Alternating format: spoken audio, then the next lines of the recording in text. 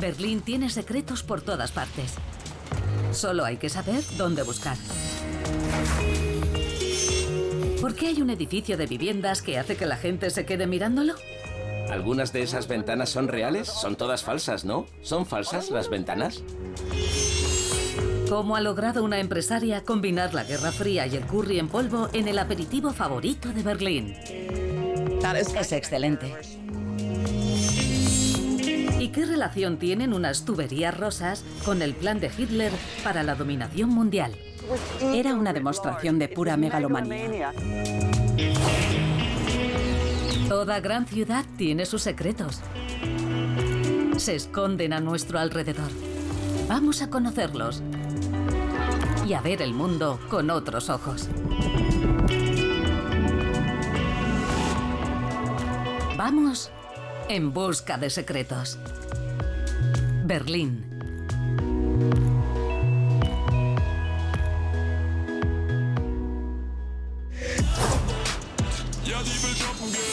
La Puerta de Brandeburgo es uno de los símbolos más conocidos de Berlín.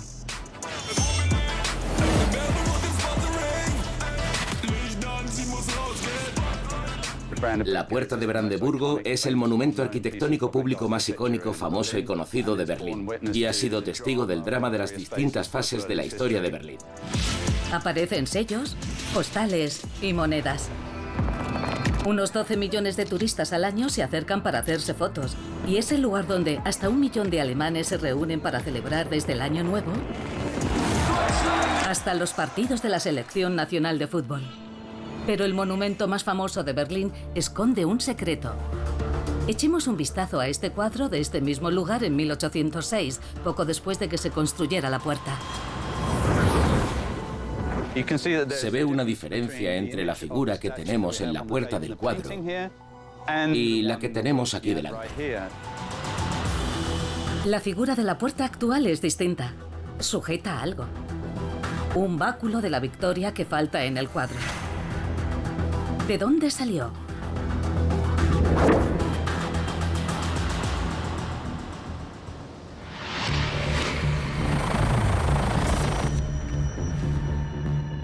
La historia comienza a finales del siglo XVIII, cuando gran parte de lo que hoy es Alemania era conocida como Prusia. Berlín era su capital, una ciudad dinámica, rodeada por un gran muro con muchísimas puertas que controlaban el tráfico de entrada y salida. En 1791, el rey Federico Guillermo II instaló su propia puerta en la carretera que salía hacia Brandeburgo. De ahí el nombre. Federico la coronó con una estatua de Irene, la diosa griega de la paz, montada sobre una cuadriga. Se construyó para que los ejércitos que regresaban victoriosos de la guerra hicieran su entrada en la ciudad. La nueva Puerta de Brandeburgo albergó su primer desfile de la victoria en 1806, pero no era el desfile que los prusianos tenían en mente. Si observamos bien el cuadro, ese no es el rey Federico guiando el regreso de sus tropas de la guerra. Es Napoleón. Tenemos a Napoleón sobre su caballo blanco atravesando la puerta con su ejército y con una postura bastante altiva. Sus archienemigos, los franceses, habían derrotado a Prusia y desfilaban para reclamar Berlín. Y para colmo de males, Napoleón ordenó que sus hombres retiraran la estatua de la diosa de la Puerta de Brandeburgo y se la llevaran al Museo del Louvre, en París.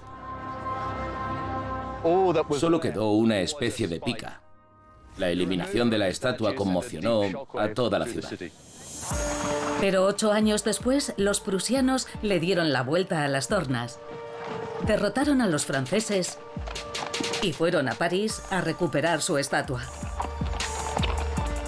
El público se enteró de su viaje y se convirtió en un desfile triunfal con muchísima gente viendo cómo la estatua recuperaba su lugar sobre la Puerta de Brandeburgo. Para celebrar el victorioso regreso de la estatua, Irene, la diosa de la paz, recibió una nueva identidad. Victoria, la diosa de la victoria. Y recibió también un nuevo báculo que la representa. Y sobre el báculo se añadió un águila con las alas extendidas, símbolo de la familia real prusiana. Y debajo la corona de la victoria con la cruz de hierro, la más famosa de las medallas militares prusianas, también un símbolo de la victoria prusiana sobre los franceses. En el centro de las celebraciones está la Puerta de Brandeburgo, un punto de referencia que sigue siendo el lugar de celebración más famoso de toda la ciudad. La escultura de Brandeburgo no es el único secreto que se esconde a simple vista en las calles de Berlín. Muchas ciudades tienen un alimento típico. En Nápoles es la pizza. Londres tiene sus fish and chips. En Berlín es una Wurst, una salchicha.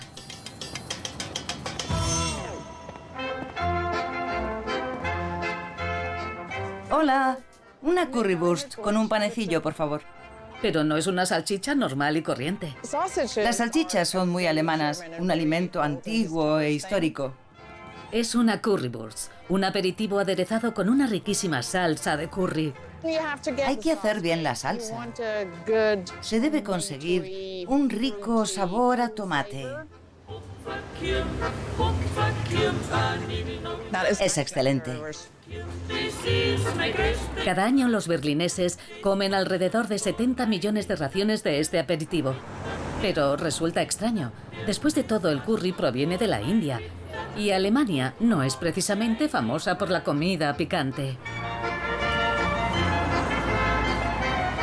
¿Cómo es que una salchicha recubierta de curry se ha convertido en el alimento favorito de Berlín? El secreto de la salsa se remonta unos 75 años atrás en el tiempo, una época en la que las calles de Berlín estaban así. En esta fotografía, una mujer limpia escombros de las calles, al lado de un par de carteles.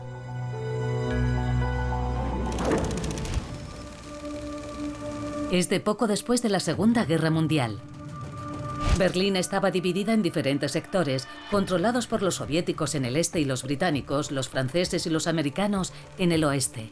Las tropas estaban aquí para instaurar la paz y ayudar a reconstruir una ciudad en ruinas. Pero cuando los aliados occidentales introdujeron una nueva moneda, el marco alemán, en 1948, los soviéticos protestaron bloqueando todas las rutas de entrada y salida a los sectores occidentales. Durante casi un año, los berlineses occidentales dependieron de los aviones extranjeros para conseguir comida. Y fue en los últimos días de esta crisis cuando nació el famoso aperitivo de Berlín. Herta Heuber, de 36 años, tenía un puesto de comida rápida en el sector británico. Vendía salchichas a los hambrientos berlineses. Pero la carne era de mala calidad. Por eso necesitaba ocultar el sabor. El aerotransporte le dio una idea. Los soldados británicos destinados en la parte de Berlín donde vivía Herta tenían acceso a suministros de su país. Ella les dio licor alemán a cambio de algo de salsa de Worcestershire y una lata de curry en polvo, hecho con especias que los británicos empezaron a apreciar cuando estuvieron en la India. Herta mezcló ambos productos con ketchup y creó una salsa espesa con sabor a curry para ocultar el sabor de las salchichas. El nuevo aperitivo se volvió tan popular que pronto llegó a vender hasta 10.000 salchichas a la semana. Suponemos que al principio fue una especie de sorpresa. Empezaron a comer algo picante, con mucho sabor, y para ellos era algo nuevo. También el ejército trajo productos desconocidos como el chicle y un nuevo tipo de chocolate, pues la currywurst debió de suponer lo mismo para los berlineses. Ni siquiera el muro de Berlín pudo contener la fiebre de la currywurst. En la década de 1960, un vendedor de salchichas rival de la zona de Berlín Oriental, Max Konopke, le copió la idea. Pero los berlineses orientales sufrían también de escasez de alimentos, así que tuvo que arreglárselas con menos ingredientes. Ahora, si vas a un puesto de salchichas, te preguntarán si la quieres con o sin piel. Porque en Berlín Oriental había escasez de alimentos de vez en cuando, incluyendo la piel de las salchichas. Nosotros averiguamos cómo fabricar las salchichas sin piel y se convirtió en algo característico de nuestra cultura. Con o sin piel, el aperitivo que creó Herta para ocultar el sabor de unas salchichas de baja calidad alimentó a una ciudad hambrienta y la convirtió en una leyenda de Berlín. Después de su muerte, la ciudad erigió una placa en la zona donde se ubicaba su antiguo puesto. La Casa de la Moneda de Berlín acuñó una moneda conmemorativa y ahora es un alimento del pueblo, uno que todos quieren probar. Es muy simbólico de Berlín porque, como toda ciudad grande, Berlín vive de las contribuciones que recibe del resto del mundo. Y lo mismo se puede decir de la Currywurst. La salchicha es muy alemana, con ketchup americano y especias británicas, salsa Worcestershire británica y ya está. Por eso, gracias a un bloqueo soviético, un poco de salsa Worcestershire y una lata de curry en polvo, la Currywurst es ahora un plato nacional. Así funciona un invento por casualidad, serendipia, ¿verdad? Los puestos de Currywurst son reconocibles al instante. Pero hay otro secreto de Berlín con un objetivo mucho más misterioso.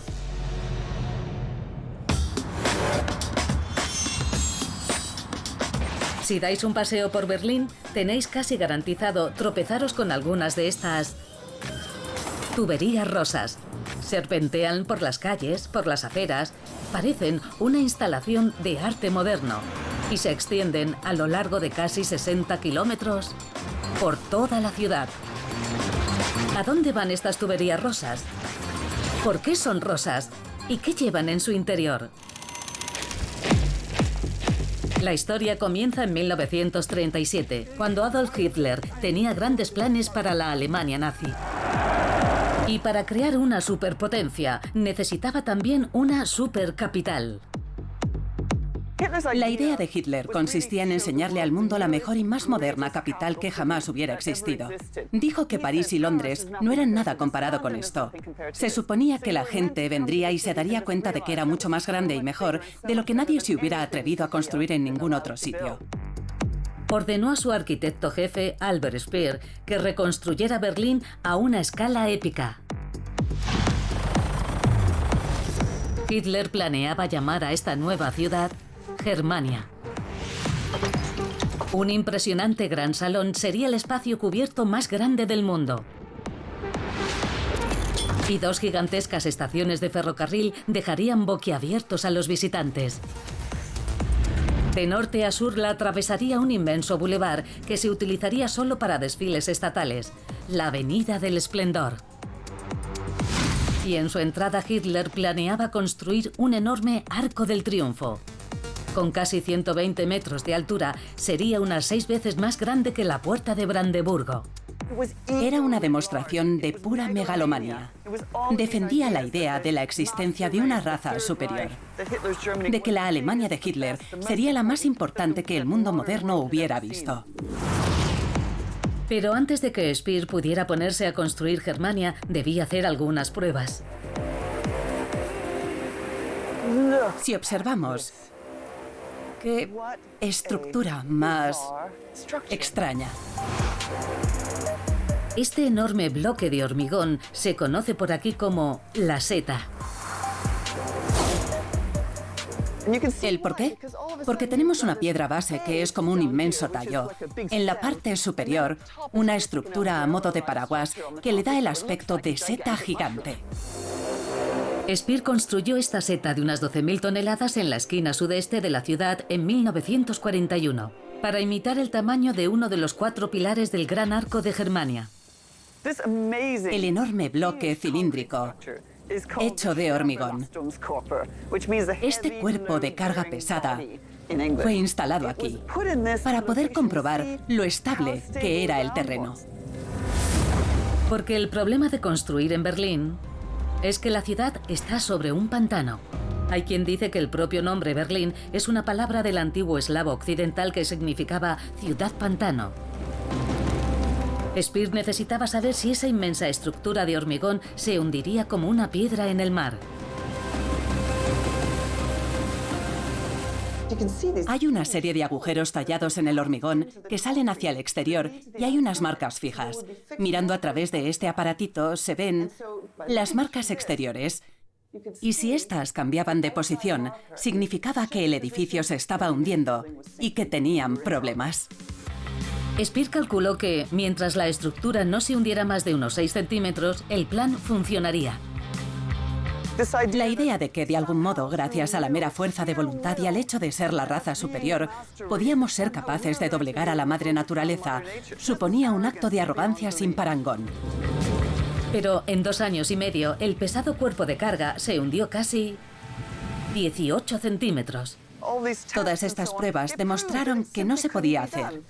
Demostró que la ciencia no cambiaría por mucho que le apeteciera a Hitler. Ralentizada por un terreno pantanoso y luego frustrada por la derrota, la Germania de Hitler jamás salió de la fase de diseño. Hoy, el terreno pantanoso de Berlín sigue causando problemas a cualquier nueva construcción. Pero los berlineses modernos han encontrado una solución. Esas tuberías rosas. Llevan agua subterránea de las zonas de construcción alrededor de la ciudad a los ríos y canales cercanos. La elección de color se debe a que la ciencia dice que el rosa hace que la gente se sienta más juvenil. Y en Friedrichsfelde, en la antigua Berlín Oriental, hay otro pintoresco secreto que te mira directamente a los ojos. Estos edificios fueron construidos en la década de los 60 para los trabajadores de Berlín. Ahora, sus paredes de color son hogar de algo inesperado. Tomemos, por ejemplo, este edificio. No es lo que parece. Algunas de esas ventanas son reales, son todas falsas, ¿no? ¿Son falsas las ventanas? Trato de averiguar si son reales o falsas.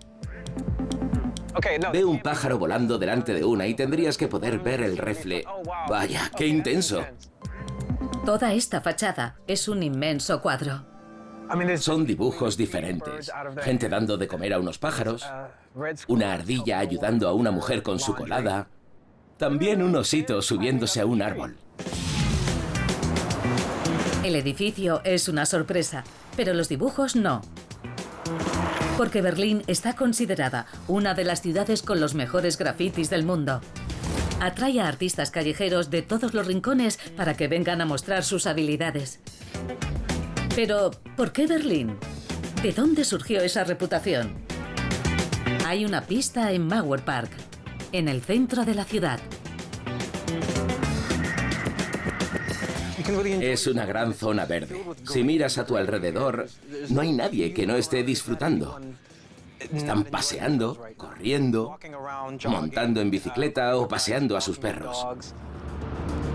Pero este parque no siempre ha sido un lugar tan libre.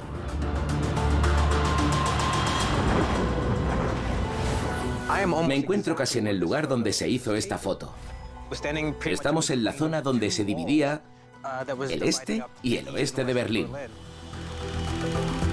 El infame Muro de Berlín, construido en 1961, partió la ciudad en dos durante 28 años. Aquí en el medio, por supuesto, se encontraba la Franja de la Muerte, coches quemados, escombros. Patrullada constantemente por guardias fronterizos de Berlín Oriental y recubierta de minas, la Franja de la Muerte hacía honor a su nombre. La mayoría de los que intentaron pasar del este al oeste fueron abatidos. Es una locura. A mí me resulta increíble. Separaron familias, amistades, vidas enteras. Los berlineses de ambos lados odiaron la separación. Y en la zona oeste, el pueblo comenzó a manifestar su descontento sobre el mismísimo muro. En la década de los 80, el graffiti evolucionó hasta convertirse en una forma expresiva de arte callejero. En la zona oriental no permitían que nadie se acercara lo suficiente como para pintarlo. Pero desde la caída del muro en 1989, las cosas han cambiado de forma radical. Lo que estoy pintando es, históricamente, el lado este del muro. Estoy decorando Berlín Oriental. Yo tenía 9 años cuando cayó el muro. Y me sorprende poder estar pintando algo a lo que, si me hubiera acercado hace años, me habrían disparado. Esta zona es ahora una galería libre para grafitis, donde los berlineses celebran la libertad y la reunificación. Esto demuestra lo que puedes hacer, lo que la humanidad es capaz de hacer. Los grafitis se iban extendiendo por toda la ciudad, convirtiendo a Berlín en la capital del arte callejero que es hoy en día. Recibimos artistas de todo el mundo y recibes todo tipo de influencias, distintos tipos de todo. Recibes algo muy valioso, diversidad. Y si hay algo que tiene Berlín es diversidad. No todas las reliquias del pasado de Berlín están a simple vista. Algunas se han disfrazado.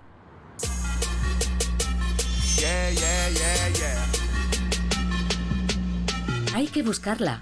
Pero en la esquina de una calle al sur de la ciudad hay una tienda local que no parece nada especial. Pero en Berlín las apariencias engañan, porque lo que sucedía entre estas paredes era la comidilla de la ciudad. Es una historia que se remonta a la década de 1920, cuando Berlín estaba en auge, con una reputación de decadencia, libertad moral y una actitud muy refrescante hacia la homosexualidad. Las leyes de Berlín y las de Alemania eran distintas. Ser gay en Alemania era ilegal, pero era un poco como hoy con la marihuana, que puedes hacer lo que quieras, pero que no te pillen. Como resultado, Berlín fue el hogar de uno de los primeros barrios gays del mundo. Hablamos de una ciudad que tenía más de 100 clubs de ambiente entre gays y lesbianas. Siempre me he imaginado lo que tendría que haber sido crecer en los años 20 en Berlín.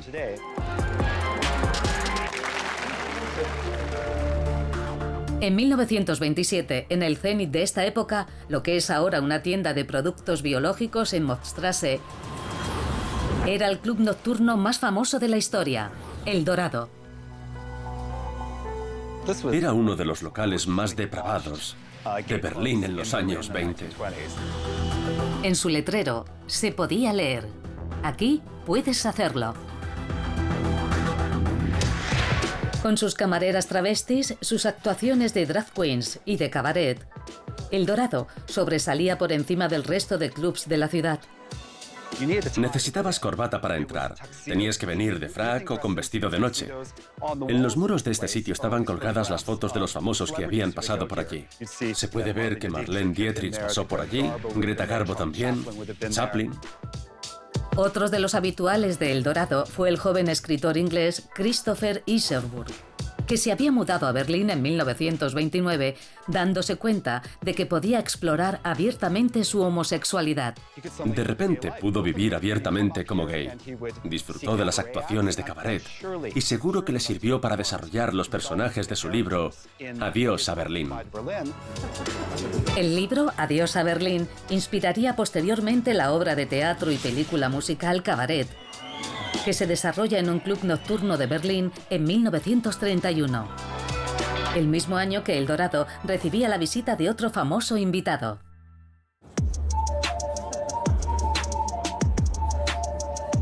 En 1931, un periodista británico fue invitado al club por uno de los miembros más prominentes del partido nazi. El anfitrión no era otro que Ernst Röhm, director de las SA o Camisas Pardas, un ejército privado de soldados de asalto creado para intimidar a los oponentes al nazismo y para hacer cumplir sus ideas de la extrema derecha.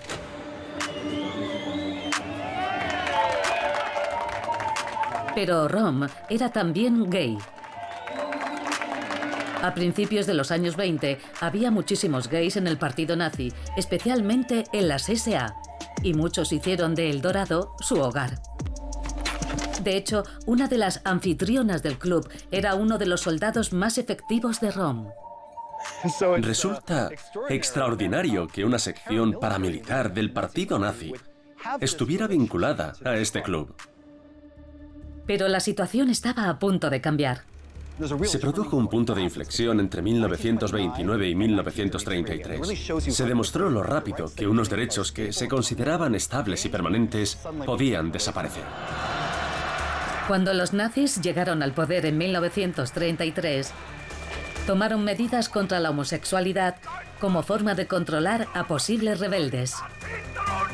Era una forma útil de acusar a gente adversaria al partido y acusarles de algo por lo que podían ser detenidos y posteriormente encerrados. Los clubs de Berlín empezaron a cerrar por toda la ciudad. El 5 de marzo, el Club El Dorado se vería obligado a cerrar sus puertas, y este edificio tomó su segunda identidad secreta como nueva sede local de las SA, ayudando a los camisas pardas a consolidar su poder, ya que sus filas aumentaron hasta los 2 millones de miembros. Pero poco más de un año después, esos soldados de asalto también estaban bajo amenaza porque había otro grupo paramilitar en la ciudad. Las SS, lideradas por el extremadamente homófobo Heinrich Himmler. Himmler quería eliminar a Ernst Röhm como competencia. Durante la noche de los cuchillos largos, Hitler dio su apoyo a Himmler y ordenó un ataque brutal contra Ernst Röhm y las SA. Fueron ejecutados por los nazis. Fue en ese momento cuando Himmler y las SS lograron vengarse de las SA eliminándolas como competencia dentro del partido nazi. Tras el asesinato de Röhm, la persecución a los gays aumentó a una velocidad horrorosa. En 1935, los nazis cambiaron las leyes sobre la homosexualidad. 100.000 personas que eran gays en Alemania fueron acusadas de homosexualidad. 15.000 acabaron en campos de concentración. 7.500 fueron asesinados. 2.000 fueron castrados. Fue realmente horroroso. Pero desde entonces, Berlín ha vuelto a sus raíces como una de las ciudades más tolerantes con el movimiento LGTBI del mundo. Estamos en un país donde se produjo el primer movimiento mundial en favor de los derechos de los gays. Tenemos una larga historia. Hoy la ciudad es una metrópolis increíblemente abierta. El supermercado Speisekammer, que aún sigue mostrando orgullosamente el letrero del Club El Dorado, se encuentra situado en el corazón del barrio gay de Berlín. Resulta reconfortante ver que de todo este desastre aún podemos estar en una ciudad donde la gente puede amar a quien le venga en gana. Para encontrar otro secreto de Berlín, hay que alejarse del centro de la ciudad y dirigirse a las afueras.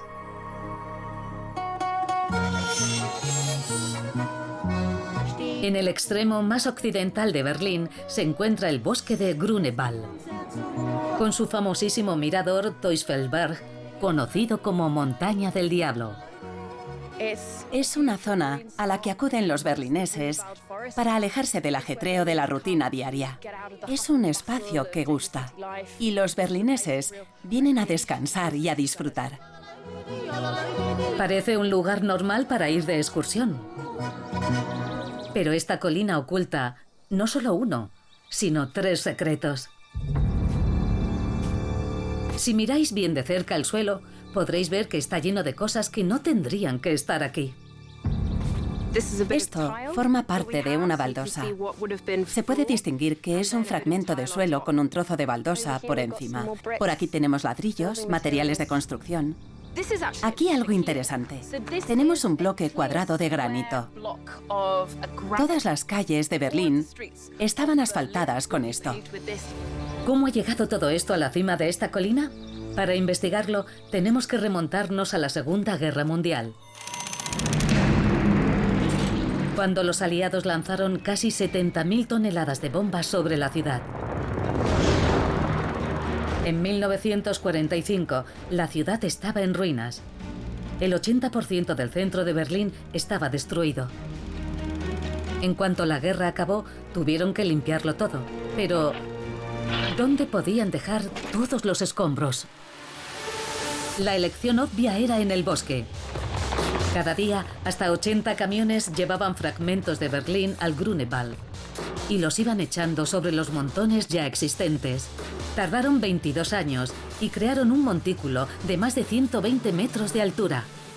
Podríamos decir que unas 400.000 casas procedentes de la ciudad de Berlín fueron vertidas aquí durante ese periodo.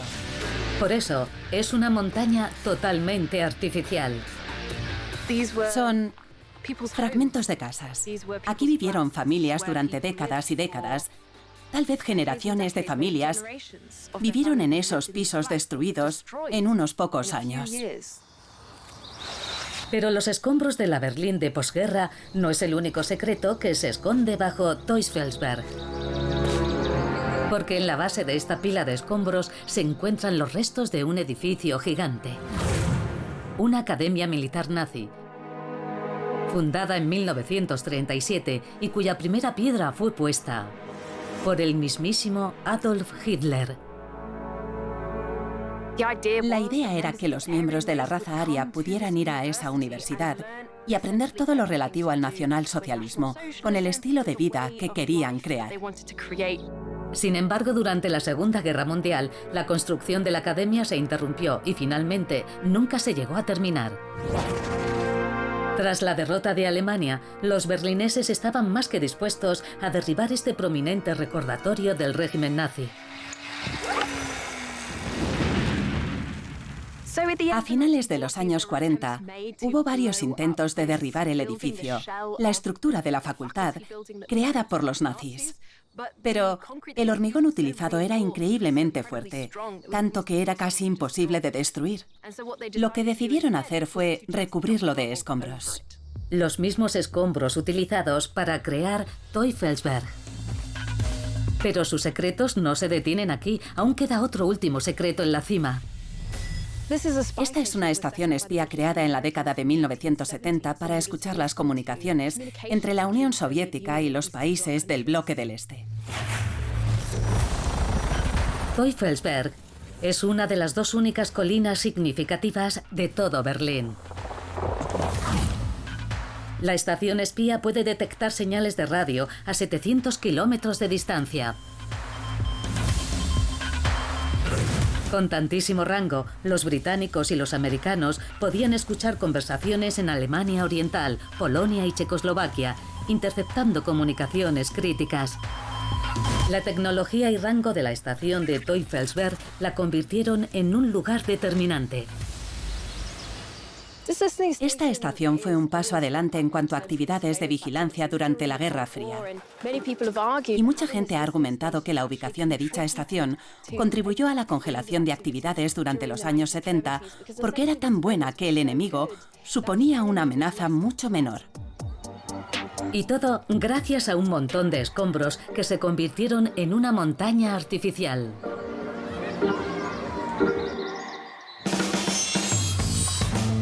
Teufelsberg no es el único lugar de Berlín donde encontraréis un secreto bajo tierra. En Bernauer Straße, en el centro de la ciudad, sigue en pie una de las pocas secciones supervivientes del muro de Berlín.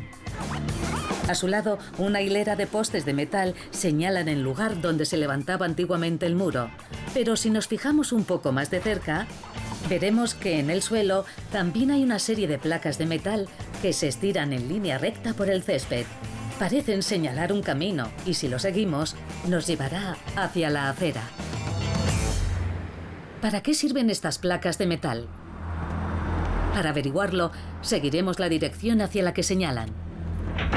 A través de esta puerta de metal y a 12 metros bajo tierra. Esta solía ser la cervecera de Oswald Berliner en el siglo XIX. Aquí hacían todo tipo de cerveza.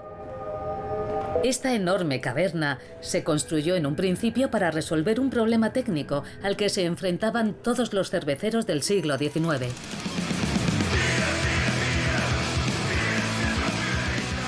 A mediados del siglo XIX, la cerveza lager se convirtió en un tipo de cerveza muy famosa en Berlín, y este tipo de cerveza precisa de temperatura fría para elaborarse. En el pasado no existía la refrigeración. La lager alemana se inventó en las montañas de Bavaria. donde se utilizaban cuevas naturales para refrigerar la cerveza.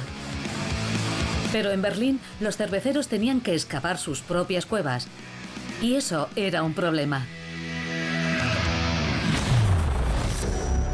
Tal y como descubrieron los nazis cuando trataron de construir Germania, el terreno pantanoso de Berlín hace que las excavaciones sean extremadamente difíciles en gran parte de la ciudad. Pero hay algunas zonas alejadas del centro donde los pantanos dejan paso a depósitos de arcilla sólida, como por ejemplo debajo de Bernauer Straße. Aquí, excavar una gran cueva es mucho más fácil, convirtiéndola en el lugar perfecto para una fábrica de cerveza. Estas zonas vieron un auge de las cerveceras a mediados del siglo XIX. En cuanto la cerveza lager se convirtió en la más popular, todas estas cerveceras se convirtieron en prósperos negocios. Pero, ¿qué tiene esto que ver con estas placas de metal? Es porque esas mismas vetas de arcilla que permitieron la construcción de las cerveceras de Berlín también ayudaron a otro grupo de berlineses. Entre 1950 y 1980, el Estado comunista de Alemania Oriental estaba vigilado por la implacable y temida policía secreta, la Stasi. Su trabajo consistía en controlar a los 18 millones de habitantes del país. Cámaras y escuchas ocultas eran sus herramientas habituales. Pero el arma más efectiva de la Stasi era el uso generalizado de confidentes. A lo largo de sus 40 años de historia, creó una gigante red de espías con unos 180.000 colaboradores. La Stasi hizo que los berlineses orientales denunciaran a cualquiera que mostrara el más mínimo rastro de desacuerdo o subversión. Sus amigos, vecinos o incluso a miembros de su familia. Bajo este brutal régimen, muchos berlineses orientales estaban desesperados por huir al oeste. Aunque algunos intentaban cruzar el muro hacia Alemania Occidental, otros decidieron pasar por debajo. Este es un túnel excavado en 1971. Aprovechándose de esas mismas vetas de arcilla utilizadas por los cerveceros de Berlín. Es un túnel muy sencillo, no hay vigas de madera sujetando el techo. Aquí, gracias a la sólida arcilla, el túnel puede aguantar sin ellos. De hecho, la zona de Bernauer Straße se convirtió en un lugar popular para excavar túneles. Este fragmento de túnel en la antigua cervecería Oswald es parte de uno mucho más grande, diseñado para ir desde una casa en Berlín Occidental bajo el muro al sótano de otra casa en Berlín Oriental, donde la gente estaba esperando para poder escapar. Fue concebido por el legendario agente Hasso Herzl y 17 personas tardaron 2 meses en construirlo. Durante esa época, todos los excavadores vivían en el sótano en el que estaban excavando y nadie podía abandonarlo por motivos de seguridad. La valentía y determinación de esta gente es digna de admirar. Pasaban meses en lugares fríos y húmedos trabajando incansablemente para, al final, utilizar el túnel tan solo una vez. Pero lo que esos tuneladores no sabían es que la Stasi los estaba escuchando. Habían instalado micrófonos subterráneos tras un chivatazo de su red de espías. Si se enteraban de que había un grupo de gente en Berlín Oriental preparada para huir y de que se estaba excavando un túnel en una zona concreta, era fácil vincular ambos hechos y averiguar el lugar exacto donde se estaba excavando el túnel. La Stasi esperaba hasta que los tuneladores tenían el objetivo casi al alcance de la mano. Unos pocos metros antes de que estuvieran a punto de llegar al sótano, la Stasi destrozaba el túnel. Excavaban bajo la franja de la muerte. La Stasi detenía a los tuneladores y tras interrogarlos, muchos eran enviados a la cárcel. Hoy, solo una pequeña sección de este túnel de 1971 sigue en pie. Pero en la superficie, su recorrido es fácilmente visible. Lo señalan esas placas metálicas del suelo. Uno de los muchos túneles de la Guerra Fría homenajeados de este modo. Sabemos que se excavaron 75 túneles en Berlín. Unos 19 tuvieron éxito y unas 300 personas lograron escapar a través de ellos.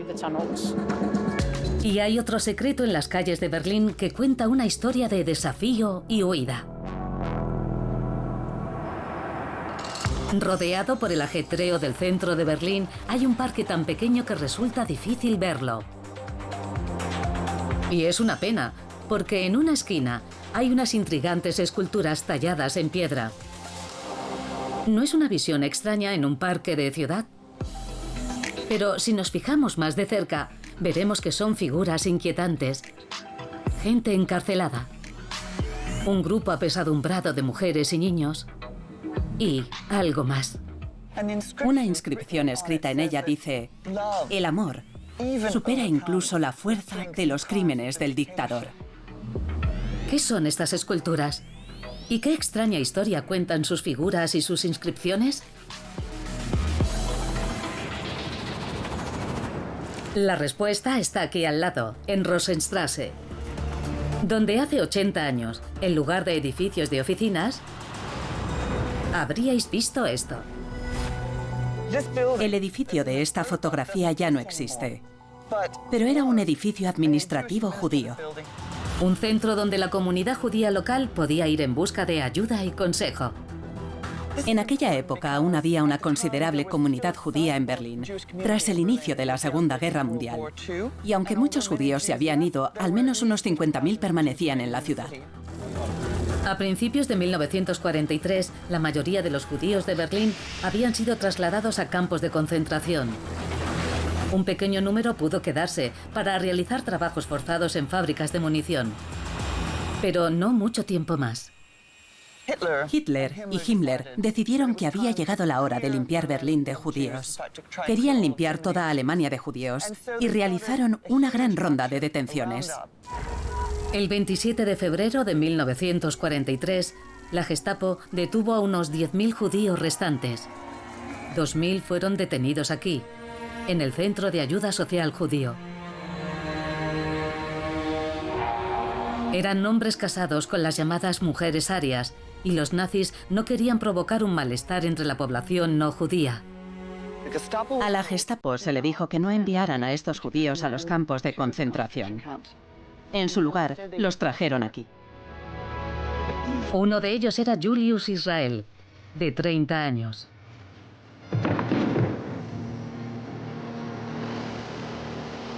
Cuando no volvió a casa esa noche, su esposa, Charlotte, se temió lo peor. Descubrió por la policía que Julius había sido trasladado al centro judío de Rosenstrasse.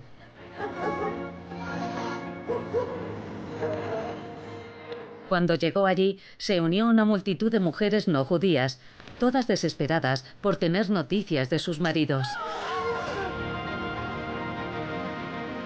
Sin saber si Julius estaba dentro, Charlotte tuvo una idea.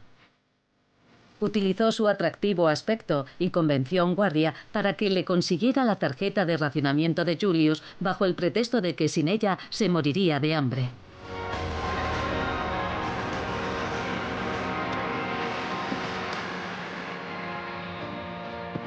El guardia volvió con la tarjeta de Julius, dándole a Charlotte lo que quería desde un principio: pruebas sólidas de que su marido seguía en el edificio.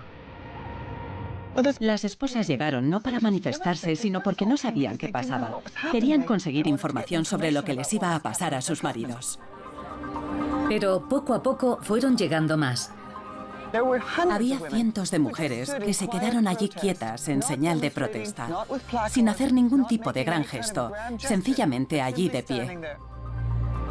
8 días, de pie. Bajo un frío gélido y bajo la constante amenaza de ser tiroteadas, las mujeres negociaron con los guardias nazis. Empezaron a gritar hacia el edificio: devolvednos a nuestros maridos, queremos a nuestros esposos, devolvednos a nuestros hombres. En la Alemania nazi, una manifestación de ese calibre era inaudita. Los nazis se quedaron sorprendidos por el hecho de que se estuvieran reuniendo en la calle para manifestarse en contra de ellos. Hitler y toda la estructura del partido nazi empezaron a preocuparse de que esto se fuera a extender. Desesperados por mantener esa protesta en secreto, los nazis realizaron una maniobra sin precedentes. El 6 de marzo, casi todos los hombres, incluido Julius Israel, fueron liberados. Quedaron libres para volver con sus esposas y familias. Pero no por mucho tiempo. 24 horas después de ser liberados, Julius y el resto de hombres fueron detenidos de nuevo. Tuvieron que pasar el resto de la guerra en campos de trabajo por toda Alemania. Julius sobrevivió.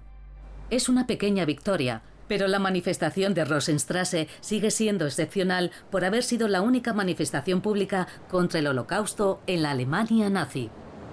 Y por eso ha sido conmemorada con estas esculturas. Esta refleja el momento en el que se reunieron todas a las puertas del edificio de Rosenstrasse y se quedaron quietas de pie juntas. Hay miedo en sus rostros y en su lenguaje corporal. Y resulta conmovedor pensar que esas mujeres arriesgaron sus vidas para tratar de proteger a sus maridos. Una historia de valentía y coraje, que gracias a este monumento conmemorativo aún es recordada por los modernos berlineses unos 80 años después. Como cualquier gran ciudad, hay mucho más en Berlín de lo que nuestros ojos ven. Y si buscáis con cuidado, encontraréis muchos más secretos esperando a ser descubiertos. Como la discoteca más pequeña del mundo, dentro de una cabina telefónica. O la prisión de la Stasi que no figuraba en el mapa. Y la extraña colina construida para probar máquinas voladoras. Están todos por ahí, si sabéis dónde buscarlos.